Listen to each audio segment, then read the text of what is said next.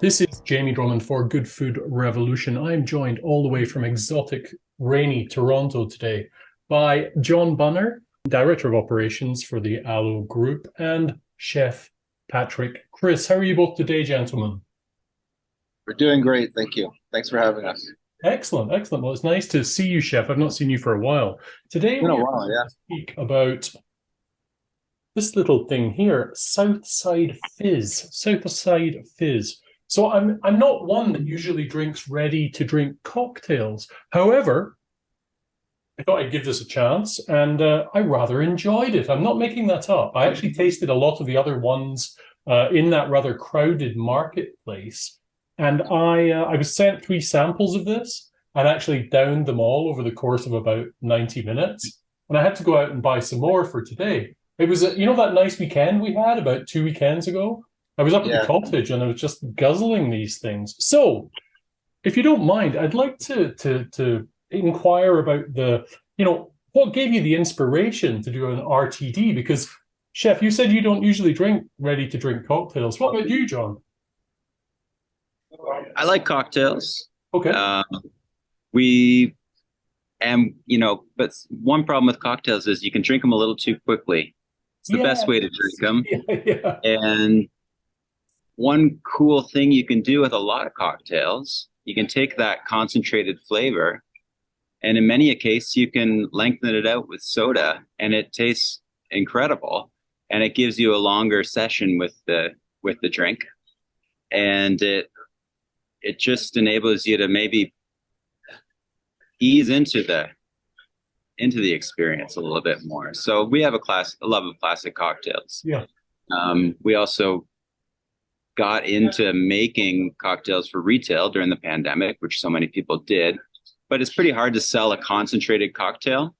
You don't get enough volume there. So we sort of took our own personal experience with lengthening out these classic drinks and thought rather than, flavoring a ready-to-drink cocktail that's like an iced tea or a root beer or maybe a fruit flavor, why don't we take those concentrated cocktail flavors and make that the flavor base of our offerings? How does the kind of process come about where you get the correct ingredients and the right recipe for something like this? Because to attach the Aloette name to an RTD, it has to be good, right? Does have to be good, and we do a lot of tastings and be critical of ourselves and kind of go back to the drawing board and have other people taste it. And it's a bit of a process.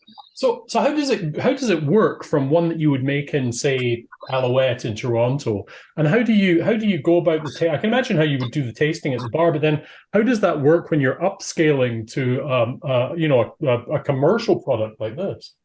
We had a company, so we went to a company with our idea, and they helped us with the recipe, and then we have a co-packer who produces it for us.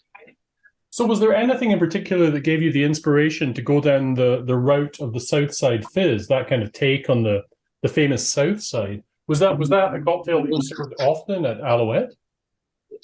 Yeah, we wanted to do a gin cocktail.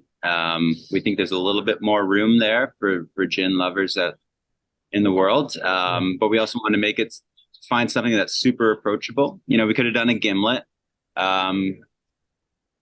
for example, but you need a little bit more flavor when you add soda and lengthen something out. It's a wider stage for different flavors to shine. So we thought something with mint in it would be great. We love a Southside cocktail. And then we wanted to add in just the cucumber, just to add those cooling notes. Yeah. So we've cheated a little bit there, adding cucumber into that classic drink, but we don't have to be pedantic about it. We try to stay away from a lot of citrus because it tends to taste a little bit fake on the palate. Right. So try to stay away from that a little bit. Yeah, just some concentrated lime juice, but otherwise, I mean, away we go. I've seen you work, Chef, and I know you're a perfectionist with an eye for detail, attention to detail. And I find it fascinating to think how much work must go into something that you'd be happy to put your name behind. And that's what fascinates me more than anything, because when I heard that Aloette were doing this, I was like, holy shit. Well, I still think if you have a large production of something, you still have quality behind it. Just because you have a lot of it doesn't mean it can't be great. Right, right. Funny story, last year I was sitting by the pool at my friend's house and he poured me a drink in like a plastic cup with ice. I was like, wow, this is good. What is it? He's like, this is your espresso martini. I was like, oh, I haven't drank one by the pool before. It's pretty tasty. So taken in context, it was Yeah, right. I kind of called John up. I was like, so you won't believe this. Yeah. I actually liked it. So, you know what's different about this from restaurants, right? A restaurant, you come up with a recipe, and then whether it's a food dish or a cocktail, and it's great, but then the ingredients that come in the next day maybe are a little bit different. They change, and even if it's a perfect recipe, you just have to stay on top of making sure it's done correctly over and over and over again. So it's kind of like an extensive amount of focus. Whereas this drink, what's cool about this, and there's a different headspace for us, is we can think really, really, really hard about something for a shorter period of time and then really nail it. And then because you have to take it to a production facility, then you can kind of switch your approach and then work on the marketing angle. And it's just a different sort of headspace, and it's enjoyable to participate in that headspace, alongside of our restaurant work. how long did the process take to go from the kind of inspiration or the thought to create this RTD to it being on the shelf? We had this idea probably 2 years ago. Right. But we didn't really do anything about it. We kind of investigated it. And then I don't even know how it came back up. Then we started talking about it again. And then we just said, okay, let's invest a little bit of money and well, not a little bit of money, but a good amount of money, and let's see where it goes. And what has the reception been thus far? We've sold a good amount. Like we sold a good amount of espresso martinis last year. Yeah, and we're on our way to we'll do better numbers than we did last year. This year, we're not up there with White Claw. yeah, but we're on our way. We're on their heels. Yeah. I think you're launching it at the right time, because as I said, I managed to drink 3 of them as soon as the sun was out. It was just in context, absolutely perfect. Now it's actually great to float. You have you can make a spritzer out of it, so you can float other cocktails with it. John has a whole bunch of recipes that we're going to send out to our customers, where you can make, a gin spritz with it, and instead of using prosecco, you can use that, or I've got some Aperol downstairs. It's nice. And is there a plan to make a few more RTDs with the nascent success of this?